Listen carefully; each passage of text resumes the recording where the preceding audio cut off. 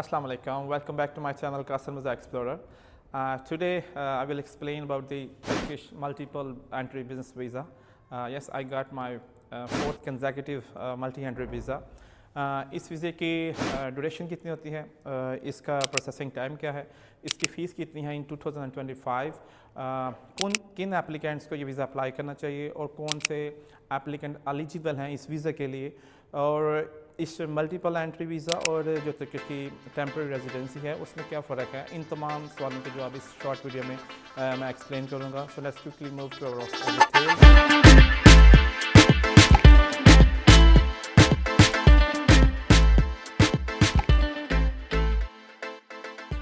सो guys, इस वीज़े की जो कैटेगरीज हैं, दो कैटेगरीज हैं. एक टूरिस्ट मल्टीपल एंट्री वीज़ा है और एक बिज़नेस मल्टीपल एंट्री वीज़ा है. जो मैं ऑब्टेन किया है वो बिज़नेस मल्टीपल एंट्री वीज़ा है, because I am an entrepreneur myself और मैं बिज़नेस पर्पज़ के लिए ट्रैवल करता हूँ. This is my hobby. So इनकी जो डॉक्यूमेंट्स है वो मैं एक नई वीडियो में उसकी डिटेल बताऊंगा, लेकिन इसकी ओवरऑल जो एक्सप्लेनेशन है वो इस वीडियो में हम कवर करेंगे. सो गाइस, इसका जो प्रोसेसिंग टाइम है इन 2025, वो जो अनाटोलिया और जो एम्बेसी क्लेम कर रही है दैट इज़ 40 to 45 डेज. सो जब भी आप इसको वीज़ा अप्लाई करें, आपने मिनिमम 2 मंथ्स का गैप रखना है from you applying the visa, and your travelling date जो है उसमें 2 माह का गैप होना चाहिए. तो मैंने तो अपना वीज़ा जो है ना 2 वीक्स में ऑब्टेन कर लिया था, because it's my fourth consecutive visa. So I got quickly answer. But अगर आप फ्रेश इसको अप्लाई कर रहे हैं तो आपने मिनिमम 2 माह का गैप रखना है. सो इसकी फ़ीस कितनी है? जो अभी लेटेस्ट फ़ीस चल रही है इन 2025, शॉर्ट टर्म की फ़ीस तकरीबन 52 से 53 हज़ार है. इस डिपेंड्स ऑन $5 फ्लक्चुएशंस. एंड जो इसकी 1 ईयर की वीज़ा फ़ी है वो 1 लाख से 1,03,000 के अराउंड बोर्ड ही रहती है. तो गाइस, इसमें जो एक मेन पॉइंट है इसकी वैलिडिटी से लेके, वो इसको बड़ा क्लियरली आप इसको अंडरस्टैंड करें. वीज़े की जो वैलिडिटी है वो 1 ईयर है क्या, लेकिन इसमें जो स्टे मिलता है वो 90 डेज़ होता है. इस मीन के हम मैक्सिमम 90 डेज़ 1 साल के अंदर इसमें स्टे कर सकते हैं टर्की में. वो हम वन गो में इसको ऑब्टेन कर लें, लाइक 3 मंथ्स कंसेक्यूटिव स्टे करके इसको हम ऑब्टेन कर लें, या हम एक मंथ स्टे करें और 3 विज़िट्स में हम इसको कंप्लीट कर लें. हमने 90 डेज़ ही क्लियर करने हैं, उसके बाद हमारा वीज़ा एक्सपायर हो जाएगा. ये बहुत एक वैलिड पॉइंट है, इसके ऊपर आपने इसको फोकस करना है. कौन से एप्लीकेंट एलिजिबल हैं इस वीज़ा के लिए, ये बहुत ही इंपॉर्टेंट पॉइंट है.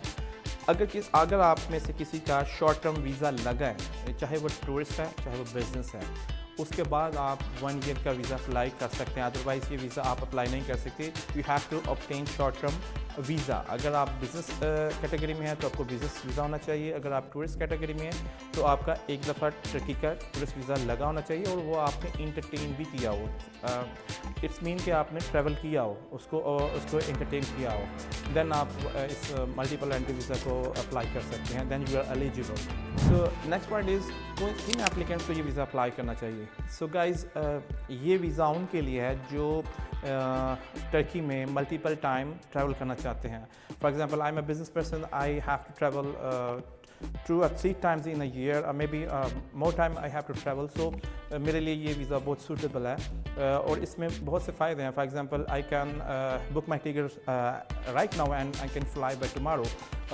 इसके अलावा मैं 2 से 3 माह पहले अपनी टिकट्स बुक करवा सकता हूँ और बहुत ही रीज़नेबल प्राइसिंग में हम अपनी टिकट बुक करवा सकते हैं. So these are some of the benefits of this visa. So if you guys are traveling multiple times, so you have to apply this visa. इस वीज़े में और टर्किश की जो रेजिडेंसी है उसमें क्या फ़र्क है? There are many differences in both visas. जो इसकी मल्टीपल एंट्री वीज़ा में हम जो है ना लोकल सिम नहीं परचेज़ कर सकते. We have to buy the tourist SIM. उसके बाद हम अकाउंट्स नहीं ओपन करवा सकते टर्किश में. उसके बाद हम एक लिमिटेड टाइम में हम वहाँ स्टे कर सकते हैं, बल्कि जबकि रेजिडेंसी में you can stay through out the year. जितना भी आपकी वैलिडिटी है आप वहाँ रह सकते हैं, सिम ओपन करवा सकते हैं, आप वहाँ से वीज़ा अप्लाई कर सकते हैं और other countries. So this is the differences from both kind of the visas. So guys, these are the question जो मेरे जेन में थे, I wanna explain. So इस वीज़े की कैसे डॉक्यूमेंटेशन करते हैं, कौन से मेन डॉक्यूमेंट्स चाहिए इस वीज़ा को obtain करने के लिए, I will explain in my next video. Please subscribe my channel and keep tuned because many more videos, helpful videos, and for European and Schengen countries visa information videos will be coming very soon. So guys, take care of yourself. Thank you for watching my video. Bye bye.